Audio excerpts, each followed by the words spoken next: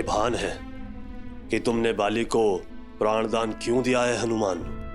वानरों की नियति से अनभिज्ञ नहीं हूं मैं। जामवंत जी, बाली कभी बुरा नहीं था, पर क्रोध ने उसकी बुद्धि भ्रष्ट कर दी। सुग्रीव बाली विवाद में मैं वानरों की शक्ति की हार स्वीकार नहीं कर सकता था, इसलिए मुझे हस्तक्षेप करना पड़ा। मुझे आशा है कि बाली अपना अभिमान त्याग महाराज सुग्रीव को अपना ले तो वानरों की सफलता का उदय हो जाए। पर तुम्हारी आशा टूटती दिखती है मुझे। बाली हमारा साथ कभी नहीं देगा।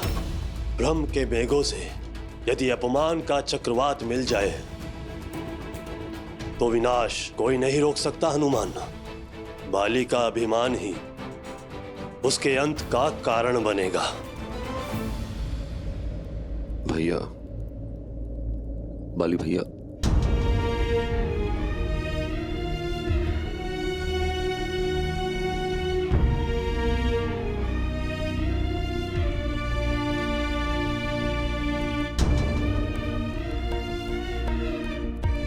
हनुमान, बाली भैया को प्राण दान देकर तुमने मुझे जीवन दान दिया। महाराज सुग्रीव, परंतु मुझे खेद है, बाली जैसा बुद्धिमान व्यक्ति कैसे सत्य नहीं देख पा रहा।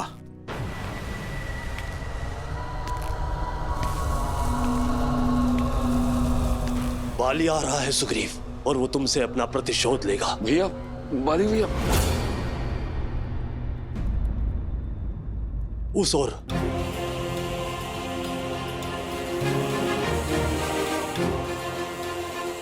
जय श्री राम। जय महावीर हनुमान, जय जय पवन पुत्र हनुमान। यहां से ऋष्यमुख पर्वत चले जाओ। ऋषि मतंग के श्राप के कारण बाली वहां पर प्रवेश नहीं कर सकता।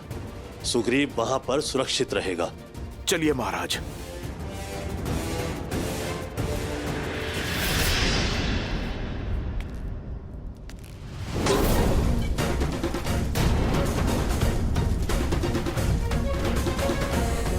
मुझसे बचकर नहीं जा सकते हो तुम सुग्रीव।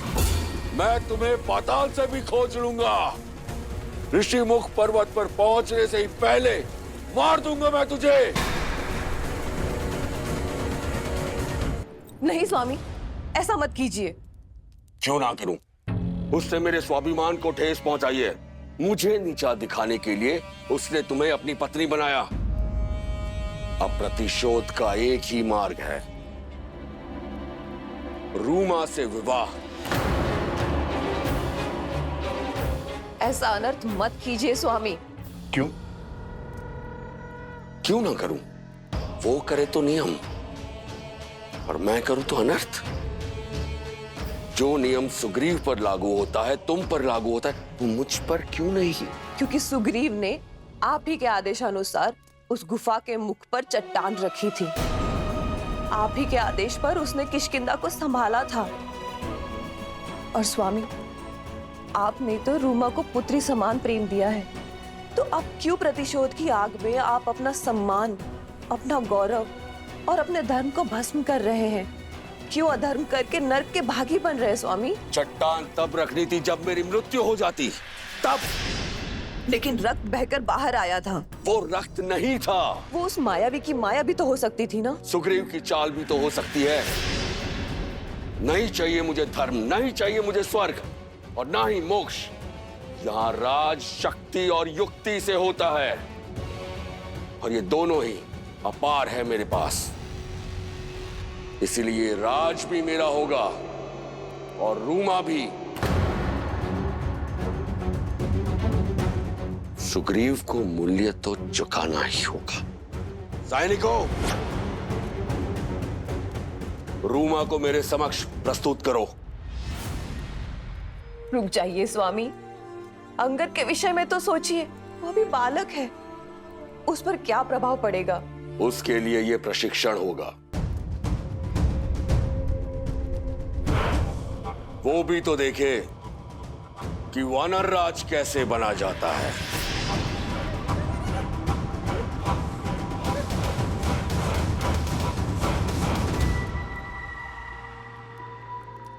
ज्येष्ठ श्री। ज्येष्ठ श्री नहीं, स्वामी कहो।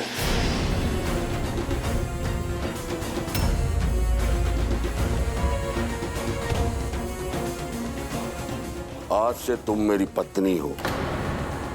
आज रात्रि मैं सुग्रीव का वध करके तुम पर अपना अधिकार रखूंगा।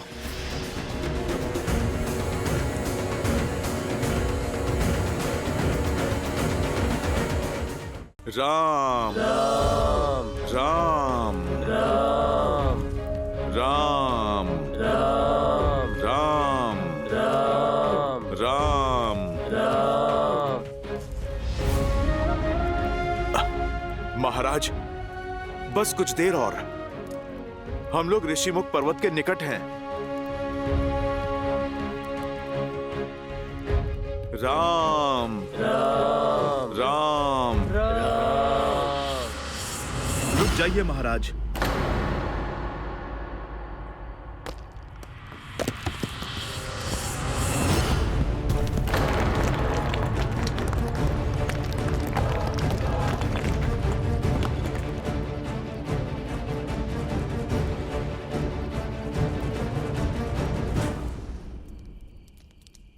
महाराज, आप चलिए।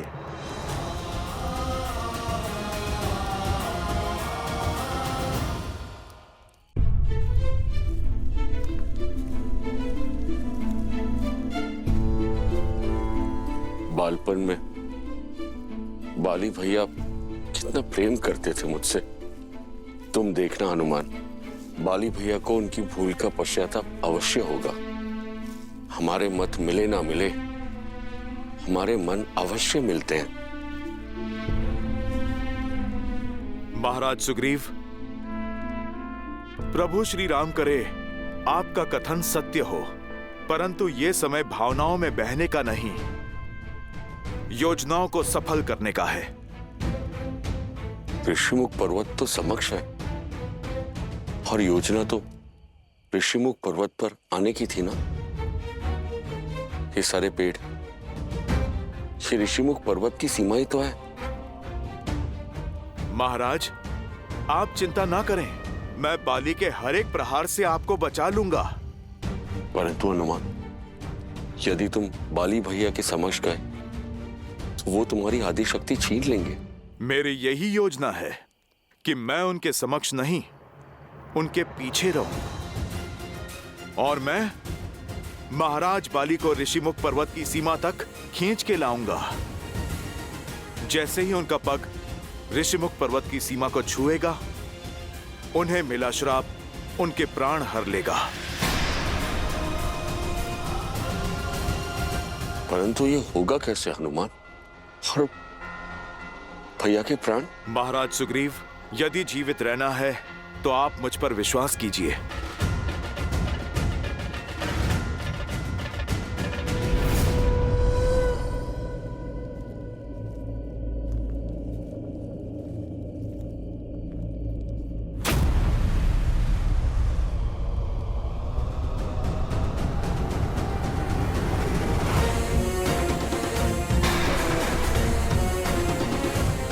मुझे देखकर भाग रहा है कायर।